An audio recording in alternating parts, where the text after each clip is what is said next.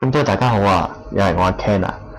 如果覺得我啲嘢有肉嘅話咧，就歡迎訂閱我嗰個 YouTube channel 啦。咁今日我哋教嘅指令係第4個，畫呢個 circle。circle 即係圓形。咁我哋移去 circle 呢個 logo 之後咧，click 一 click 下面呢個展開呢個掣，就發現有好多種唔同嘅畫圓形嘅方法。咁最常用嘅咧就係用呢個半徑同埋 two point， 其餘嗰啲咧其實我覺得都冇乜太大用處啦，就大家作為一個參考啦。咁半徑先啦，我哋 click 一 click 半徑，然後佢再睇一睇下面，佢問我哋 central point 喺邊個位置，咁我哋就不如就攞我呢個圓入面嘅最右邊呢隻角啦。click， 跟住向任意一個位置拉開，就可以畫到個圓㗎。不過問題係，我要畫一個合尺寸嘅圓啊嘛。咁我哋要點樣畫咧？我哋繼續打開翻，撳翻呢個半徑呢個畫圓嘅方式，然後求其點一點啦。拉開嘅時候咧，佢最上面就會有一個數值顯示咗嘅。而家係864.21，即係話咧，而家呢個圓，我拉開嘅呢個圓係864嘅半徑。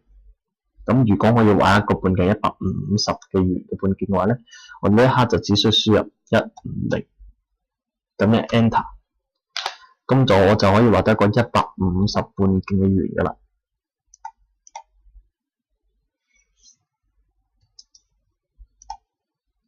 150半徑嘅圓，咁我再畫多次啦，撳 C， 然後佢就會有好多指令我揀，我就揀 circle 啦，求其 click 一點，然後向任意一個方向拉開，我呢次就畫一個500半徑嘅圓，咁我輸入500，撳一回車鍵，咁就可以畫得一個500半徑嘅圓嘅啦。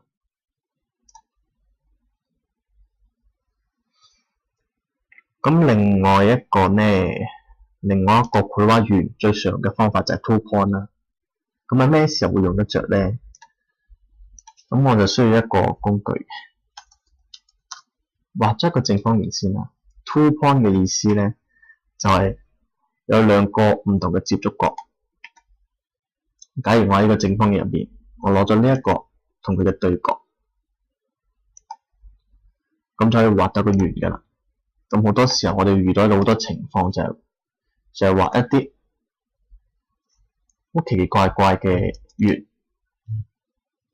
你寫咗啲 product design 嘅時候，啲設計師咧零零舍舍唔知喺咩度邊度咧就設計咗個圓咧係唔知點畫嘅，永遠幾多嘅，又得兩條線，喺中間畫個圓咁樣咧，我哋就可以用呢個 two point， 可以用 two point， 係啦 ，keep 住佢，再點一點，就可以畫到一個圓。